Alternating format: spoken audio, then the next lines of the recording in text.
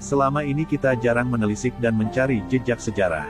Jikapun ada, hanya penggalan cerita yang berbau mitos dan legenda. Kita coba menggali dari versi yang berbeda yang selama ini tidak dipublikan, tetapi ada masuk akalnya di ranah logika. Siapa sebenarnya empu tertua di tanah Jawa?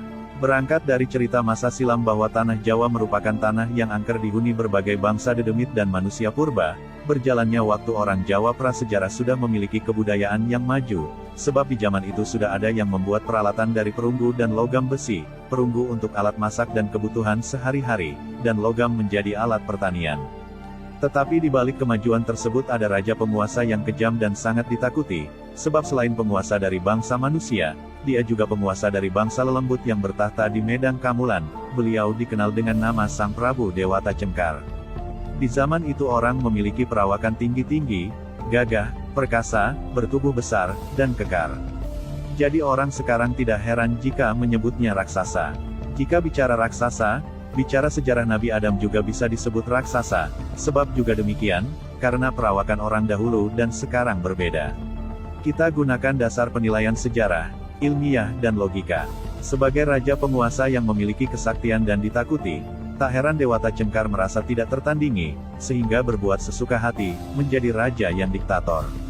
Tetapi hal ini membuat semua rakyatnya bekerja keras dalam segala bidang, sehingga menjadikan kemajuan peradaban dari bangsanya. Tak heran di Nusantara ini mengalami zaman perunggu dan zaman besi.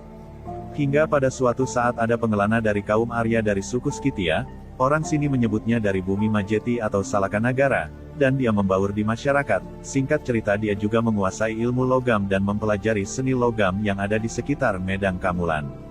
Dia seseorang yang cerdas, mulailah berkarya membuat tempaan dengan teknik lipatan agar produk yang dihasilkan lebih kuat, kokoh, dengan memadukan biji besi pilihan. Sehingga karena hasil karyanya bagus dan diminati, menjadi barang yang berharga, istilah Jawanya bejaji.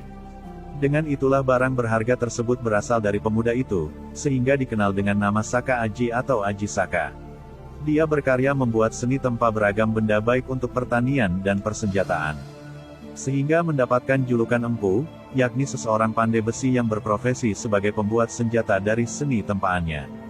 Dari perkembangan kata buatannya, disebut pusaka, sebab senjata milik orang adalah buatan dari Soko, sang empu, yaitu Empu Aji Saka. Empu Aji Saka lah empu legendaris tertua dan pertama yang menjadi cikal bakal para empu di tanah Jawa yang membuat keris pertama kalinya. Karena kelaliman sang raja dan menindas rakyatnya, tentunya harus ada perubahan, mendambakan ada seseorang yang bisa mengalahkan kesaktiannya.